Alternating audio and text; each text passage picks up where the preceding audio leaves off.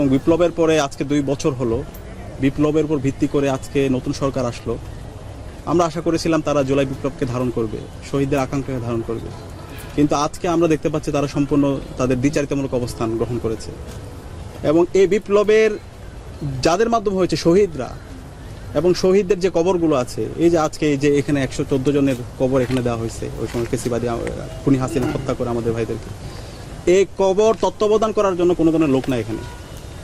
এবং এখান থেকে প্রতিনিয়ত বিভিন্ন জিনিস চুরি করে নিয়ে যাওয়া হইতেছে, এটা নিয়ে রাষ্ট্রের কোনো ধরনের ভাবনা নাই। জুলাই বিপ্লবের স্মৃতিগুলো ধারণ করার জন্য জুলাই স্মৃতি জাদুঘর হয়েছে।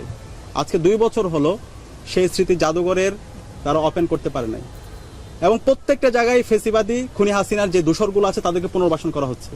ঢাকা বিশ্ববিদ্যালয়ে আইবি এর সাবেক যে ডিরেক্টর ইউসুফ আবদুল্লাহ, সেই ইউসুফ আবদুল্লাহকে ওই সময়ে জুলাই বিপ্লব পরবর্তী বিশ্ববিদ্যালয়ের শিক্ষার্থীরা এবং শিক্ষকরা সবাই গণস্বাক্ষর দিয়ে তাকে অপসারণ করেছিল। এখন বিশ্ববিদ্যালয়ের নতুন প্রশাসন আসার পরে, যেটা খুবই লজ্জার বিষয়, তাকে আবার পুনর্বাসন করা হয়েছে। এবং আমরা জানতে পেরেছি এই ইউসুফ আবদুল্লাহকে পুনর্বাসন করার পেছনে বর্তমান প্রশাসন ব্যাপক টাকা পয়সা লেনদেন করেছে। তাহলে এই টাকা পয়সার মাধ্যমে কি জুলাই বিপ্লবকে নাই করে দেওয়া হচ্ছে? সেটা আমাদের জাতির কাছে প্রশ্ন।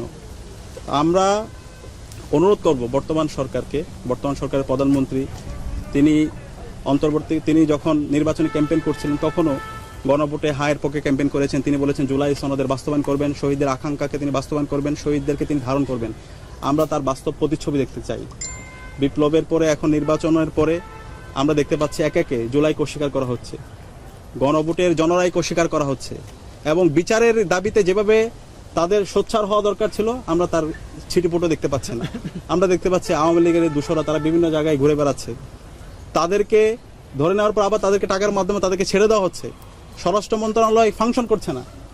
তো এইভাবে তো হইতে পারে না। এই বাংলাদেশে আওয়ামী লীগ, ছাত্রলীগ, যুবলীগ, এই ফেসিবাদের কোনো রাজনীতি আর হবে না। তাদের রাজনীতির চ্যাপ্টার ক্লোজ হয়ে গেছে। এবং তাদের এই হাসিনার যে রায় এসেছে, সেই রায়ের কার্যকর আমরা দেখতে চাই। এবং হাসিনার যে সাঙ্গপাঙ্গ যারা আছে তাদের রায়ের কার্যকর আমরা দেখতে চাই। এবং শহীদ ওসমান হাদিকে যারা হত্যা করেছে, এই হত্যার সাথে রাষ্ট্রের একটা অংশ জড়িত আছে। যারা হত্যা করছে এই শহীদ ওসমান হাদির হত্যাকাণ্ডের সাথে যারা জড়িত আছে তাদেরকে এই বাংলার জমিনে বিচার আওতায় নিয়ে আসতে হবে। এটা আমাদের ছাত্র সমাজের পক্ষ থেকে দাবি। তা আমরা আশা করব সেই জায়গায় বর্তমান সরকার তারা এই রায় বাস্তবায়ন করার জন্য এবং হাসিনার বিচার বাস্তবায়ন করার জন্য তারা কাজ করবে। এবং জুলাই শহীদদের আকাঙ্ক্ষার আলোকে তারা নতুন বাংলাদেশ বিনির্মাণের জন্য কাজ করবে। এবং গণভোটের যে জনরায়, সেই জনরায়কে তারা মেনে নেবে। এবং একই সাথে আমরা মিডিয়াকে আহ্বান করবো। আমরা দেখতে পাচ্ছি আওয়ামী লীগকে বিভিন্নভাবে বিভিন্ন মিডিয়ায় নর্মালাইজ করা হচ্ছে। এবং আওয়ামী লীগের যে বয়ান, সে বয়ানগুলো বিভিন্নভাবে এই মিডিয়ায় নিয়ে এসে জুলাইকে হেয় করা হচ্ছে। যারা এই কাজটা করছেন আপনারা খুবই গর্হিত কাজ করছেন। আমরা সে আগের হলুদ সাংবাদিকতা দেখতে চাই না। ফেসিবাদী আমলে এই সাংবাদিকতা নামে যে অপসাংবাদিকতা আমরা দেখতে পেয়েছি, সেই সাংবাদিকতা বর্তমান ছাত্র সমাজ, ছাত্র জনতা সেটা মেনে নেবে না। আপনারা সাদাকে সাদা বলবেন, কালোকে কালো বলবেন এবং জুলাই শহীদদের আকাঙ্ক্ষাকে ধারণ করে একটা নতুন দিনের সাংবাদিকতা আপনারা বিনির্মাণ করবেন। আমরা আজকের এই দিনে জুলাই বিপ্লবের শহীদ আবু সাঈদ থেকে শুরু করে শহীদ ওয়াসিম, শহীদ আলী রায়হান, শহীদ শান্ত সহ বিপ্লবের সকল শহীদদের শ্রদ্ধার সাথে স্মরণ করছি। এবং এই যে এখানে প্রায় 114টা লাশ খুনি হাসিনা হত্যা করার পর এখানে দাফন করেছে, এইখনো পর্যন্ত আমরা তাদেরকে আইডেন্টিফাই করতে পারিনি। আমরা সরকারকে আহ্বান করব দ্রুত সময়ের মধ্যে সবাইকে আইডেন্টিফাই করে এই পরিবারগুলোর কাছে এই লাশগুলো যেন তাদেরকে হস্তান্তর করা হয় এবং যেন তারা তাদের পরিচয়টা জানতে পারে, সেটার জন্য আমরা আহ্বান জানিয়ে এবং শহীদদের জন্য দোয়া প্রার্থনা করে আমি আমার কথা এখানে শেষ করছি। আসসালামু আলাইকুম রহমতুল্লাহ। জুলাইয়ের 2 বছর পূর্ণ হয়েছে, এখনো জুলাই জাদুঘর খুলে দেওয়া হচ্ছে না, এই বিষয়ে কি মন্তব্য করবেন?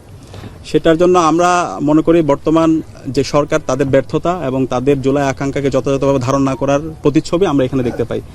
এটা প্রথম প্রায়োরিটি ছিল এই জুলাই স্মৃতি জাদুঘরকে শুরু করে দেওয়া এবং সেটা সব কিছু ইতিমধ্যে প্রস্তুত অবস্থায় আছে।